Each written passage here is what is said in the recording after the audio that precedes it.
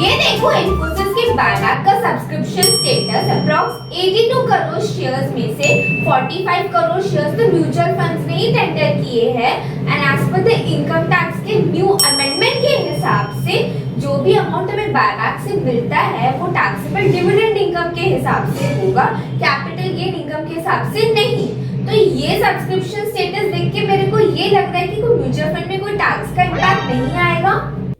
तो देख, जितने भी म्यूचुअल फंड सेक्शन 1020 के डी में रजिस्टर्ड है तो उनके हाथ में ये डिविडेंड इनकम एग्जेम्प्ट होता है और उनमें से अगर म्यूचुअल फंड ग्रोथ ओरिएंटेड है तो वो लोग ये डिविडेंड इनकम को री इन्वेस्ट कर देते हैं। ओके, एंड यूनिट होल्डर जब ये यूनिट्स को रिडीम करते हैं तभी उनके हाथ में ये अमाउंट टैक्सेबल होता है, वो भी under the head capital gains.